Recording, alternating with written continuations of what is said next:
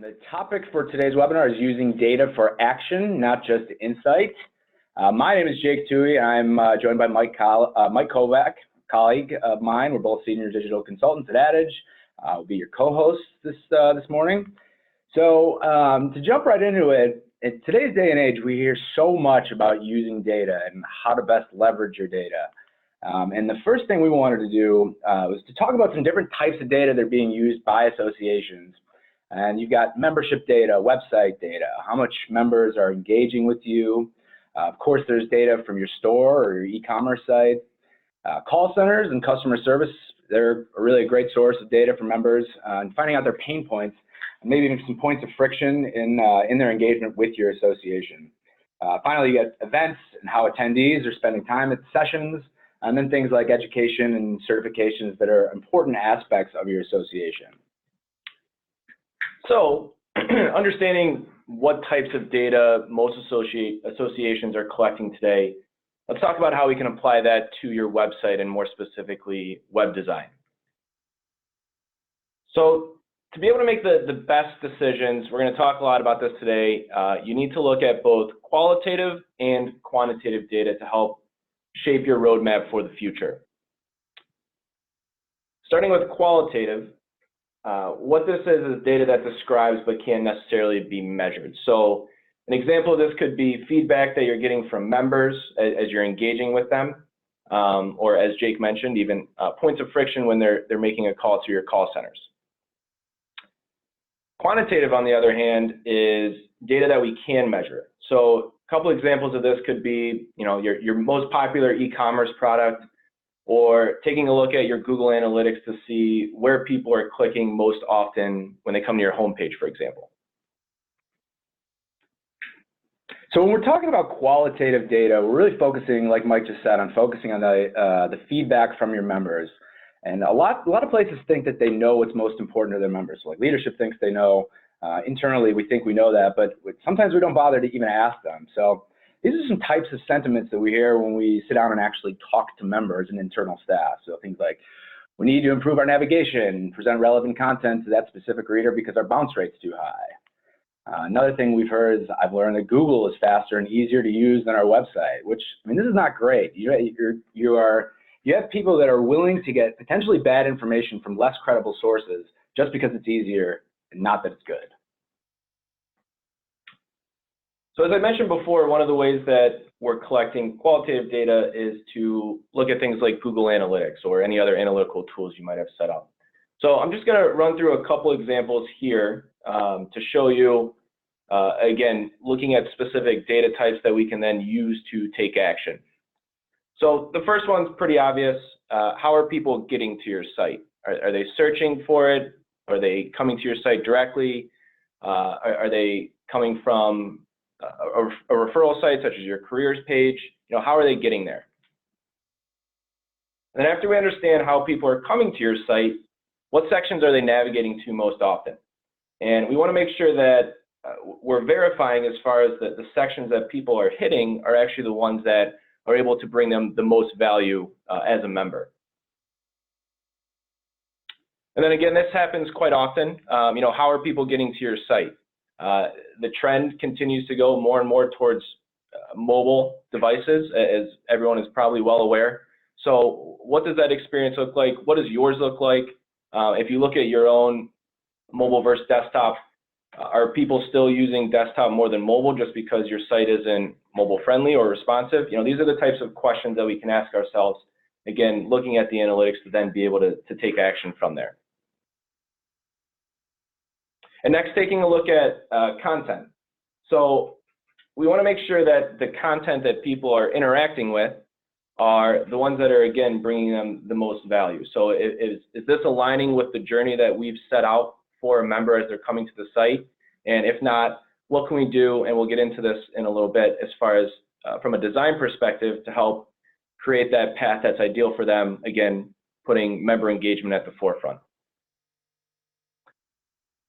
And finally, search. So search is a topic we'll talk a little bit more about. There's some statistics around search, but this is one of the things that when people are coming to your website, one of the first things they're going to do more often than not, is navigate to the search bar. So understanding what that search experience is like for them, is it easy to use? Are they finding relevant information? Or are they becoming frustrated and bouncing after putting in a search on your site? So again, these are the types of questions and analytics very easily that we can look at to identify points of friction that we can then take action on after. So we can also use member demographic data to improve website designs and functionality that we might implement. And some examples, like when we're talking about using member demo data, personalizing content or notifications or emails using things like age, gender, career stage, or job function is a really powerful way to engage members. And then things like their location and membership history can be leveraged for events or currency. And there are some awesome possibilities with this type of very simple data that you most likely have available to you. So while it's important, again, to look at your own specific organization's data, it's also good to, and there's a lot of different ways to, and organizations that produce this data, it's important to look at both industry benchmarking data, but also just general digital and web data as well. So, for example, I had alluded to this a little bit before. 50% of the people that are coming to your site, the first thing they're doing is navigating to the search bar. So if this search experience is frustrating, they're not getting the results they expect, this is where we start to see members leaving and going to less credible resources. We've heard Wikipedia, which is disturbing, to find the information that they're looking for. And the next one is carousels or sliders. This is a bit of a contentious topic depending on who you talk to. But what we've found, and there's actually a study done on the University of Notre Dame's website, is after the first image of the slider is really the one that's getting all of the engagement. So it's almost a false kind of a false narrative to have the real estate on the second, third, fourth, fifth image of the slider, because what they saw within the study is people engaging or clicking on anything after the first image goes down to almost, it ranges somewhere between 2 and 3.5%.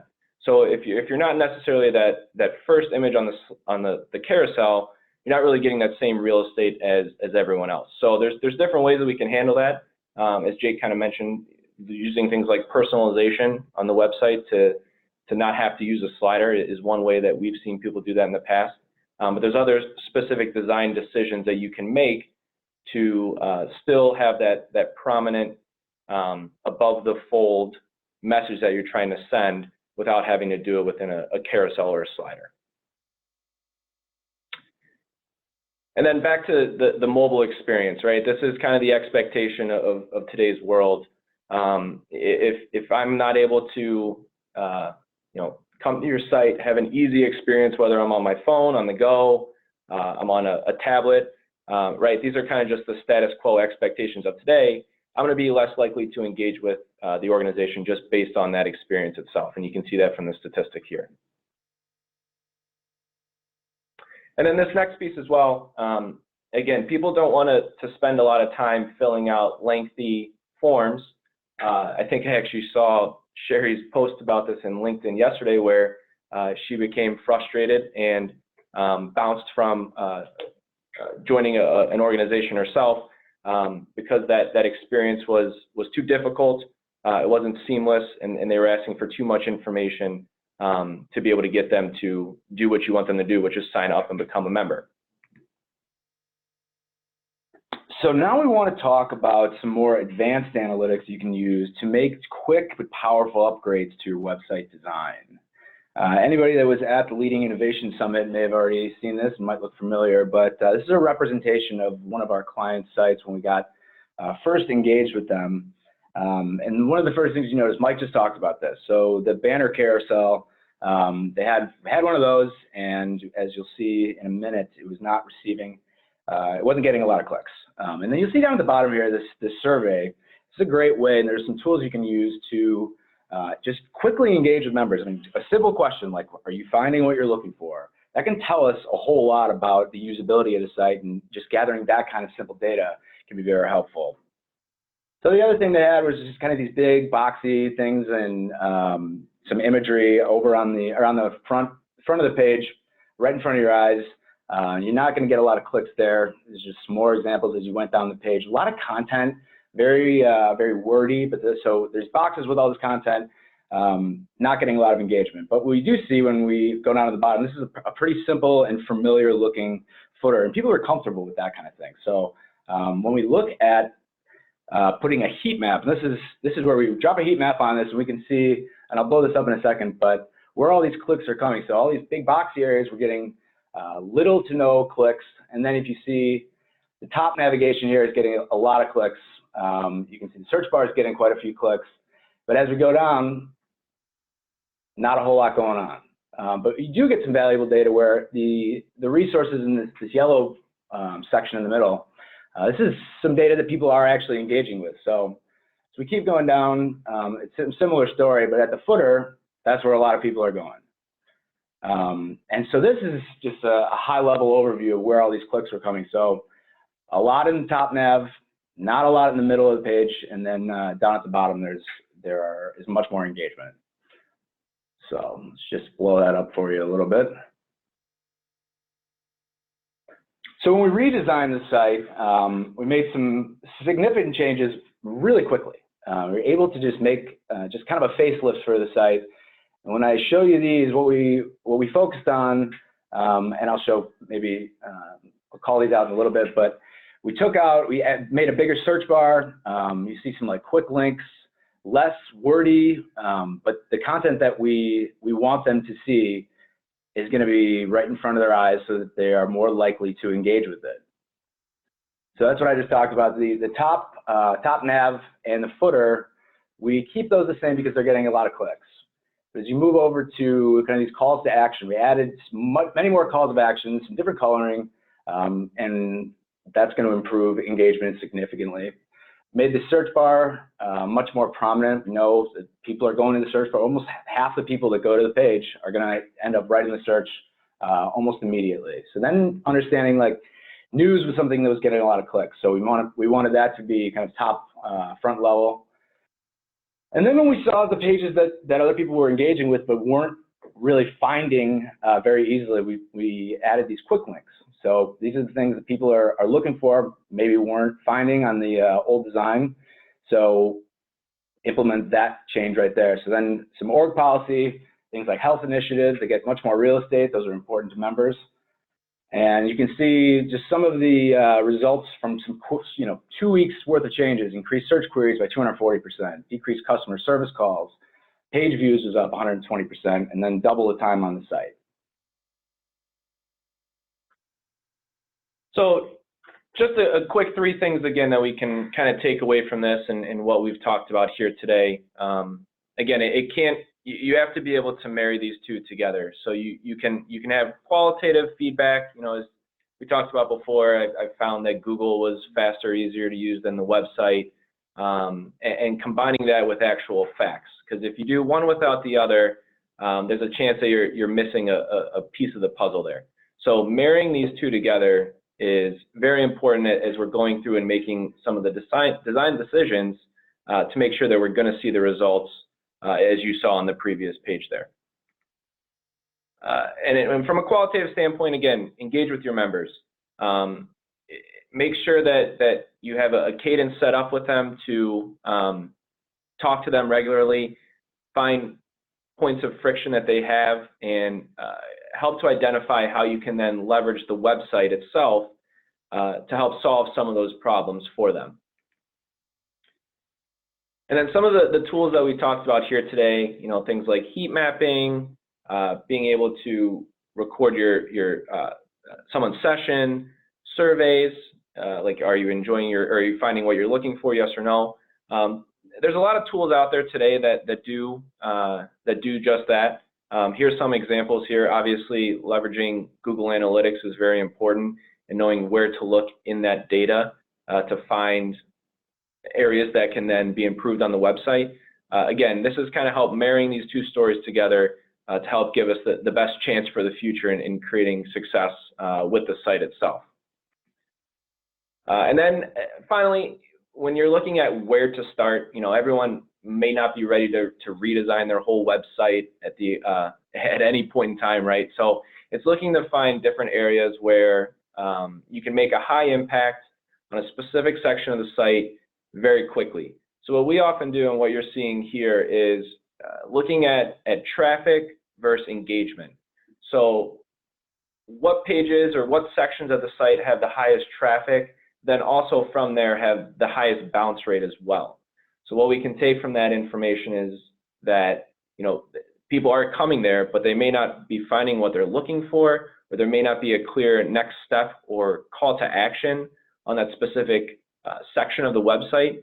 So these are small tweaks that can be made very quickly, but also have a very high impact because you're looking into the data and it's telling us that, right? So this was a kind of a high level speed round, if you will, of what you can do from, taking a look at both qualitative and quantitative data and how you can help make some of these quick, easy design changes to help have an impact on your organization. So we'll open it up to questions if there are any. Remember, you can type your questions in the chat. I have actually a couple of questions just to ask, and hopefully we'll get some from attendees today in the chat bar. But when you are doing things like heat mapping, how long does it take to get a large enough sample size? That's a great question. And usually it only takes about 1 to 2 weeks to gather enough data that would be actionable. So association websites, they get a fair amount of traffic, most of them across the board. So after about 1 or 2 weeks, we can start noticing some trends and make design changes or start looking at different design options based on that sample size. Thank you. How often should you be implementing changes based on the data you collect? That's a good question as well. So obviously what's working today might not work 6 months from now, and what works 6 months from now might not work a year from now. So typically what we recommend is finding a kind of a cadence, right, where you can collect enough data to then be able to take action from there. So usually that's around a quarterly basis at a minimum. We have some clients who do that more regularly. Some of our other clients, though, kind of stretch that out and really have, it depends on the size of changes that you're looking to make. Maybe that happens on a yearly basis with some more smaller tweaks happening on a quarterly basis. Yeah, I mean, you don't want to confuse people with lots of major changes to a site, but small things. I mean, you can make small changes to every 2 or 3 weeks. But it really, once you have a good sample size, you can start planning those things. A/B testing is another way you can do it. So you can make pretty easy decisions if you are A/B testing. What's working and what's not. But they can be implemented, every 2 to 3 weeks, or larger, more significant changes, probably say every 6 months to a year. Awesome. Thank you for that. It looks like we do have a question from one of our attendees today, Mary. She's asking, does footer content map to top navigation? Does footer content map to top navigation, or is it different or complementary? In most cases, we would say that it maps. In that example I was showing, the top nav kind of had those drop downs. So there was a lot more under each main topic at the bottom, but they were all laid out. So they weren't in a drop down, but that mapped exactly to the top nav and footer nav mapped exactly. And I think they can be complementary, but for the most part, you want that. I mean, like I said earlier, people are comfortable and they know how to use footers and top level nav. So keeping those consistent and complementary would be what we would consider best practice. Good question, Mary. Let's see. I have a question here. You talked about qualitative research with members. What are some tips for collecting that type of information? I'm not sure if we mentioned this earlier, but when you're engaging at conferences, that's a great way to do it. You can get a ton of feedback just with quick, 5-10 minute, you can call them interviews or surveys with attendees, but we really advocate for attending our clients' conferences to do member data collection and user sentiment collection. But conferences are a great way to do it. We talked about customer service too. Those are great people to talk to. You can also kind of review customer service logs, but that's going to tell you the pain points. That's going to tell you what people are calling to complain about. And usually if somebody can't find something on a website, that's where they go. They call customer service. So those are two of the best ways, I would say, to do that data collection. Thank you. It doesn't look like we have any questions right now, but just kind of following up on, what has been said here. Do you have any case studies that you can share that maybe I could provide in the follow-up email with like the CA certificate and the recording and the slide deck? Yeah, absolutely. Maybe I could share those. Yeah, well, we will be providing, like you said, we'll be providing this deck to everybody, but then, yeah, we'll include some case studies, just give you a little sampling of the work we've done, and hopefully that will be helpful to everyone. Yeah, and Jake and Mike, this is Kevin. There is another question from one of our audience members, and it's just so we can be clear, can you quickly explain the heat mapping again? Sure. So what we do is, we use a tool that you can just drop on a page. So once you just implement this quick, it takes about 2 hours to drop the script on the page. And then what we can see by using the system on our end, we can see just where all of the clicks are coming. So, that map, that's one way, or that's one function of the tools that we prefer. It's just kind of a report. You can log in just in the admin section, and you're able to just kind of track where people are clicking all around on the site and on all pages. And a lot of those tools have that same, the survey functionality, just asking questions on the site. But heat mapping, it's just like logging into your account, and you can see samples of the data from, for the past month, for the past week. Anything you want, you're able to kind of pull and see historical data and where people are clicking. Yeah, that's great. So how would you use that data? Heat mapping shows you, if the redder or the more orange, that's where people are going or clicking, or what does that inform you in maybe making those small tweaks that you mentioned? It's not a full picture, but it just gives you a very, it's a representative sample of what people are engaging with, and also what they're not engaging with. So if they're skipping over major portions of a website, that tells you something. So that may be, whether it's designed poorly, whether there's too much text, that's a problem that we see quite a bit. But if people aren't clicking on things, or if they are, then we need to make those sections either less or more prominent. So what you really want to do is just get the most important content in front of people's eyes, so that they're not skipping over full pages. They're the middle of the page to get down to the footer because they're looking at stuff that's not important to them.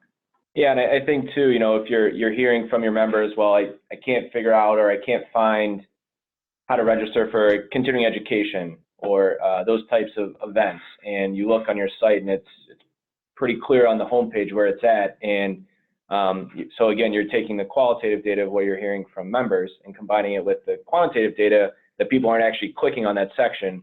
Well, that's where you can start to make those decisions as far as how do I get into an area where people can find it, or make it easier for them to find. Great, thank you. It looks like we had another question come in. Are there any great websites that you would like to share as examples of best practices? I know the one that we like to look at is boston.gov. That's the one that we use as kind of a benchmark for what our clients like. So we like to do an exercise going through certain sites and seeing what our clients prefer and just aspects of different sites. There's a ton of webs. I mean, Nike is a great example. That's like a great brand consistency. If you're talking about personalization, I know that